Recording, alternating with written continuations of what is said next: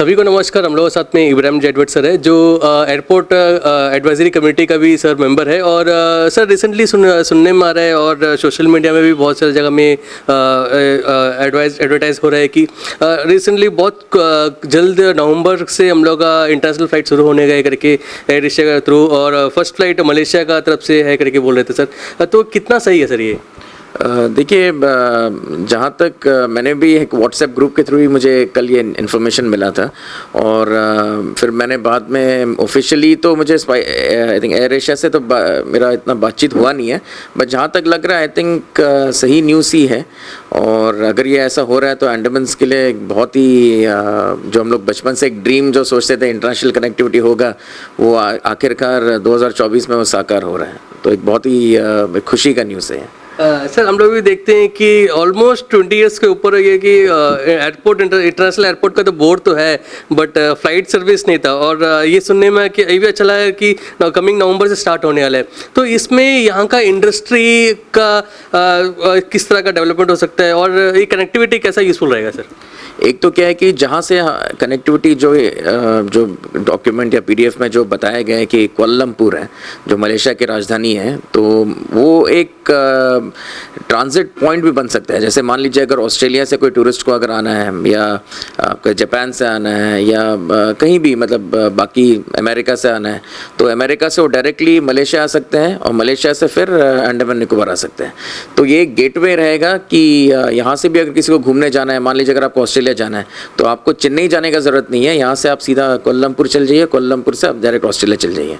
तो ये एक तो क्या है कि टूरिज्म पॉइंट ऑफ व्यू से और ट्रांजिट पॉइंट ऑफ व्यू से एक गेटवे रहेगा। सेकेंड चीज़ ये है कि जैसे फिशरीज़ में गवर्नमेंट बढ़ावा दे रहा है कि फ़िशरीज़ का एक्सपोर्ट होना चाहिए। अगर ऐसा कुछ होता है तो डेफिनेटली यहाँ से कार्गो मूवमेंट भी हम मतलब खासकर एक्सपोर्ट में उसके लिए भी एक बूस्ट होगा। अब जैसे मान लीजिए किसी को डायरेक्टली भेजना था तो यहाँ से कोई ऑप्शंस था नहीं, मैक्सिमम जो है फिशरीज़ यहाँ से चेन्नई जाता था, चेन्नई से फिर आप बाहर जाता था। वैसा अगर कुछ एमपीडा का यहाँ पे जो मुझे पता नहीं है कि कहाँ तक डायरेक्टली कर सकते हैं, पर उनका ऑफिस डेफिनेटली कुछ वर्कआउट करके अगर प्रोविज़न आ जाए तो यहाँ से फिशरीज़ भी अब डायरेक्टली बाहर जा सकता है। सर आप कमेटी में है तो आपका भी डेली मतलब रेगुलरली आपका इंटरेक्शन होता होगा। तो अभी मलेशिया का एक नाम आया है कि सामने शुरू हो सकते हैं, तो नेक्स्ट कौन सा कंट्री से शुरू होने का चांसेस है सर? ऐसे तो देखिए south east Asia he I think ज़्यादा फोकस है, जैसे थाईलैंड हो गया, मलेशिया हो गया। बट अगर ये सक्सेसफुल रहा, अगर टूरिस्ट अंडमान में अगर बहुत अगर आए और अंडमान का एक ग्रोथ अगर हुआ, तो डेफिनेटली बहुत बाकी जगहों से भी फ़्लाइट्स मतलब कनेक्टिविटी बढ़ सकता है। बट बिकॉज हम साउथ ईस्ट एशिया के करीब हैं, तो आई थिंक ये एक एक्सपेरिमेंट अगर है तो हमें भी आइलैंडर्स को भी एक सपोर्ट इसमें करना चाहिए। 1-1.5 घंटा का शायद फ़्लाइट होगा मलेशिया का, तो हमें भी ये घूमने जाना चाहिए। अब साल में एक बार तो सब जाते ही है, चेन्नई, दिल्ली, बॉम्बे, ताकि फ़्लाइट खाली ना जाए, दोनों साइड से इक्वली मतलब कम से कम मिनिमम ऑक्यूपेंसी हो, और एक अलग रिलेशन हम एक अपने नेबर्स के साथ बना सकेंगे। सर अभी ऑलमोस्ट तो जैसा आपने भी बोला कि 90% फाइनलाइज हो गया है कि स्टार्ट होने का है, तो इसको सक्सेसफुल करने के लिए हम लोग का तरफ से किस तरह का प्रमोशन कैसा करना चाहिए सर इसको? देखिए, खासकर हमारे जो प्रशासन है और अभी मुख्य सचिव केशव चंद्र जी और उनके सारे टीम बहुत ही एग्रेसिवली कोशिश तो कर रहे थे। मैं बीच में थाईलैंड में एक अंडमान निकोबार एडमिनिस्ट्रेशन का एक इवेंट भी हुआ था, एक समिट हुआ था, वहाँ पे भी चीफ सेक्रेटरी साहब ने अंडमान को बहुत ही अच्छे तरीके से प्रमोट किया। तो एडमिनिस्ट्रेशन की तरफ से तो सपोर्ट है ही, खासकर Andaman Nicobar chamber of commerce and industries की तरफ से भी है। और आइलैंडर्स को भी क्या है कि एक इंफ्रास्ट्रक्चर में अगर थोड़ा स्टैंडर्ड होटल्स हो गया, रेस्टोरेंट्स हो गया, उसमें अलग अलग चीज़ में फोकस करना चाहिए।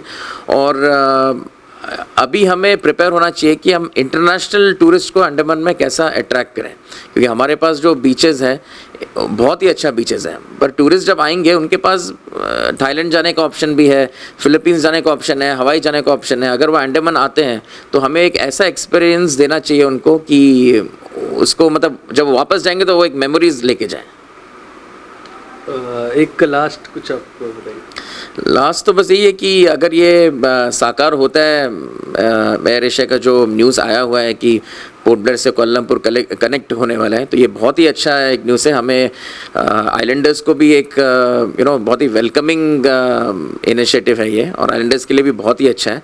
और हम आशा करते हैं कि आगे ना ही एयर एशिया और भी बाकी एयरलाइंस बाकी अलग अलग डेस्टिनेशन से जगह कनेक्ट करें, और हम अंडमान निकोबार को एक ग्लोबल स्टेज में लेके जाए, क्योंकि हमारे पास बहुत सारे चीज़ है जो बाकी दुनिया में नहीं है। बीचेस तो ऑब्वियसली है, पर हमारे पास जैसे जो वेलकमिंग हॉस्पिटैलिटी है, जो भाईचारा है, अलग रिलीजन कितने पीसफुली यहाँ पे रहते हैं, अलग अलग कल्चर्स, अलग अलग लैंग्वेज बोलने वाले जो यहाँ पे रहते हैं, ये पूरे विश्व के लिए एक मिसाल है। बहुत बहुत धन्यवाद सर। अंडमान से जुड़ी सभी छोटी बड़ी खबरें देखने के लिए हमारे अपने न्यूज आज तक यूट्यूब चैनल को सब्सक्राइब करें और बेल आइकॉन प्रेस करना ना भूलें। हमारा अपना न्यूज आज तक, अब सच देखेगा अंडमान।